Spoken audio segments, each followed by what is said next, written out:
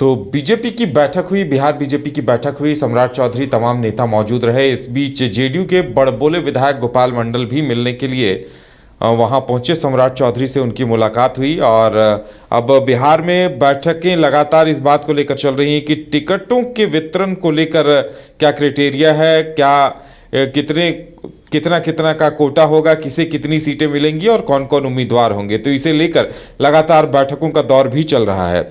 ज़्यादा जानकारी के लिए इस वक्त हमारे साथ हमारे सहयोगी गौतम जुड़ चुके हैं। गौतम, बीजेपी की बैठक तो हुई ही, लेकिन साथ ही जेडीयू के काफी बड़बोले विधायक माने जाते हैं गोपाल मंडल, उनकी मुलाकात हुई सम्राट चौधरी से, बीजेपी के नेताओं से। क्या कुछ निकल कर सामने आया, क्या वजह रही इस मुलाकात के पीछे?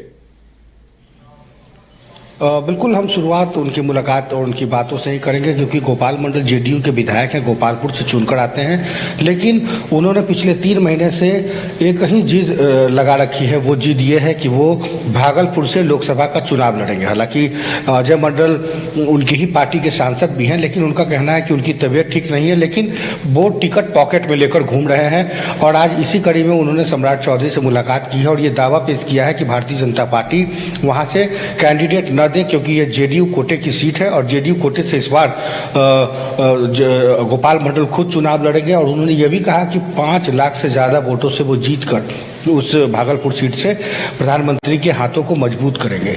तो ये तो गोपाल मंडल की बातें रही, लेकिन जिस तरह से भारतीय जनता पार्टी 195 सीटों के बाद जो तैयारी कर रही है बिहार में, चूंकि इनके साथ जेडीयू है, जीतन राम मांझी है, एक तरफ अगर देखें तो चिराग पासवान और आरएलएसपी उपेंद्र कुशवाहा भी है।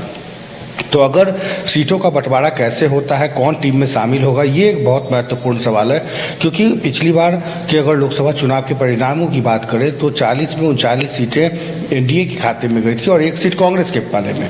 तो ऐसे में ज़्यादा से ज़्यादा 40 सीटों पर दावेदारी क्या हो, इसको लेकर बहुत ही महत्वपूर्ण बैठक हुई आज। और इस बैठक में अभी तक यह निष्कर्ष तो नहीं निकल पाया कि सीट शेयरिंग को लेकर क्या होगा, लेकिन इतना जरूर है कि 24 घंटे के अंदर बिहार बीजेपी से और जेडीयू से ये बातें निकल सामने आएगी कि कौन सा कैंडिडेट कहाँ से चुनाव लड़ेगा। दूसरी बात यह है कि एक मान मनोबल का दौर जो है वो बीजेपी प्रदेश कार्यालय के अंदर से भी देखने को मिल रहा है जी, कि जिस तरह से पुराने कैंडिडेट हैं, क्या उनको एक बार अगर सिटिंग कैंडिडेट न बनाया जाए तो किस तरीके से नाराजगी होगी, कौन से सांसद बागी हो सकते हैं। उनको मान मनोबल के लिए भी एक अंदर से करंट बीजेपी ने दौड़ाया है और उस संभवतः रात भर की इस करंट में कहीं ना कहीं उन लोगों को मना भी लिया जाएगा। तो कुल मिलाकर स्थितियाँ बहुत दिलचस्प भी है इस बिहार को लेकर के, कि आखिर सीट शेयरिंग का इतना बड़ा जो मसला है उसको कैसे बीजेपी इसको सुलझा पाती है।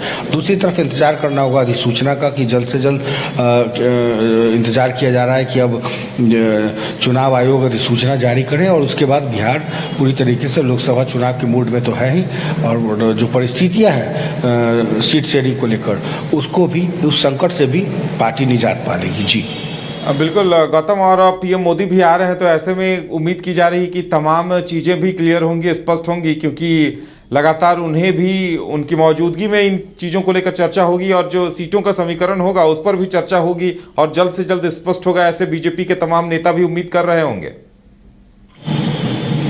बिल्कुल, आपने ठीक कहा कि बीजेपी के तमाम नेता उम्मीद कर रहे हैं और कल इंतजार करना होगा बेतिया की सभा का, जब प्रधानमंत्री नरेंद्र मोदी बेतिया की सभा में किस तरीके से हाल के दिनों में जो महागठबंधन की रैली हुई है और जो सवाल पूछे गए हैं, जो आरोप लगाए गए हैं प्रधानमंत्री के ऊपर और ख़ास तौर पर जो व्यक्तिगत आरोप लगाए गए हैं, उन आरोपों को किस तरीके से जवाब दिया जाता है यह भी देखना होगा।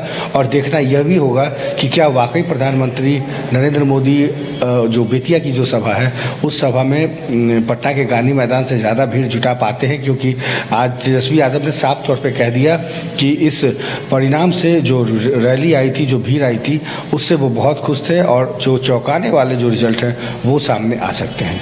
जी बिल्कुल, तो इंतजार किया जाए कि पीएम मोदी जब आते हैं तो क्या कुछ सौगात देते हैं, इसके साथ ही जो समीकरण हैं उनको लेकर क्या तस्वीर उभर कर सामने आती है।